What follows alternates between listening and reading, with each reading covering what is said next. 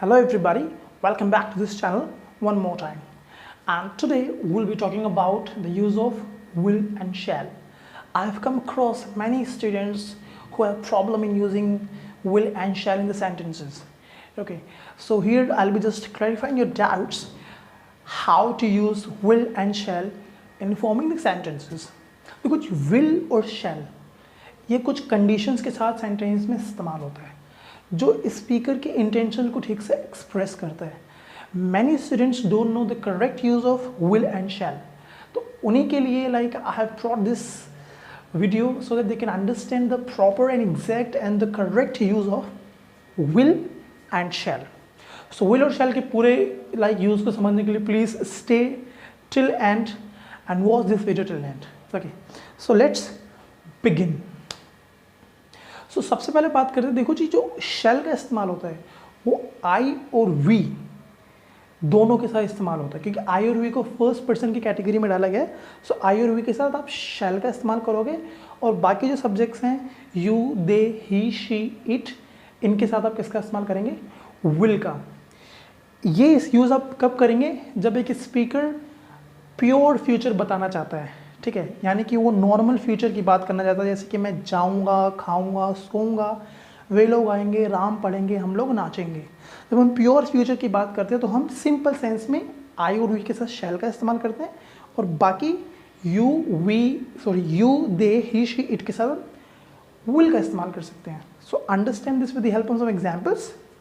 मैं जाऊंगा, I shall go, वे लोग आएंगे, दे विल कम, राम सोएगा, राम विल स्लीप, सीता नाचेगी, सीता विल डांस, हम लोग पढ़ेंगे, वी शैल रीड. सो ये सारे के सारे सेंटेंसेस प्योर फ्यूचर की बात करते हैं, ठीक है. बट आपको एक चीज़ पता है, ये जो विल और शैल है ये इंटरचेंज भी होते हैं, यानी कि आई और वी के साथ आपको विल का इस्तेमाल कब करना है और बाकी सब्जेक्ट्स के साथ यू, दे, ही, शी के साथ शैल का इस्तेमाल कब करना है. इसके लिए कुछ कंडीशंस होती हैं, ठीक है. So, उस कंडीशंस के ऊपर हम बात करते हैं.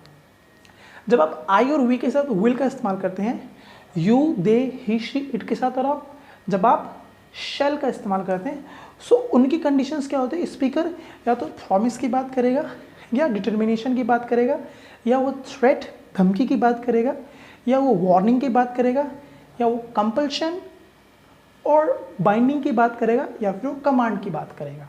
सो जब इन सब चीज़ों की बात होगी तब आपको आई और वी के साथ विल का इस्तेमाल करना है और you, they, he, she, it के साथ आपको शैल का इस्तेमाल करना है. So let's understand this with the help of some examples. He shall pay you money on Monday. So ये प्रॉमिस का सेंस बता रहा है, ठीक है. I will help you in this task. This also talks about promise.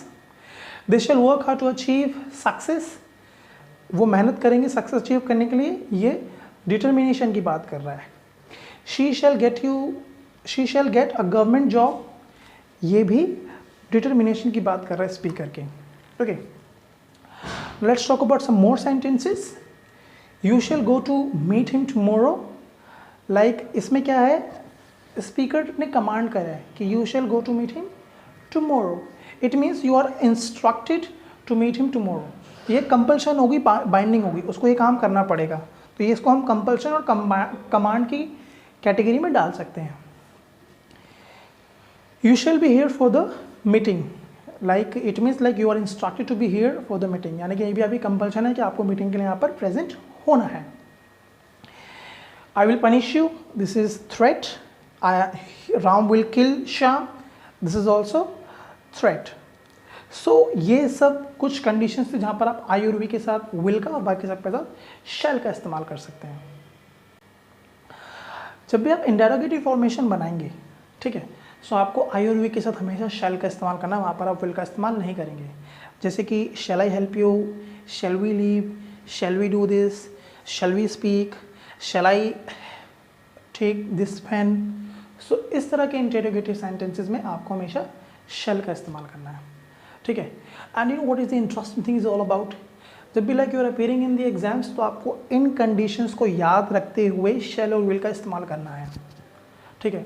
But when it's all about spoken, जब हम spoken की बात करते हैं, सो मॉडर्न इंग्लिश में आप सारे सब्जेक्ट के साथ विल का इस्तेमाल कर सकते हैं. जब भी आप like when you are talking to somebody तो आप सारे शब्द के साथ विल का इस्तेमाल कर सकते हैं। But let me tell you one more thing here, जब भी आप किसी भी एग्जाम में प्रिपेयर कर रहे हैं तो आपको शैल और विल का करेक्ट यूज़ करना, जो मैंने आपको इस वीडियो में बताया है। Otherwise like you may lose your marks और योर मार्क्स में be detected. Okay, so like this was the video on will and shall. I hope आपको वीडियो पसंद आया होगा। And here one more time, like please share this video with your friends, family members, and subscribe the channel if you haven't subscribed. And you can also mention whatever you want to mention in the comment box. Let me see whether you are watching my video or not. Okay, thank you very much for watching this video. Bye bye, take care.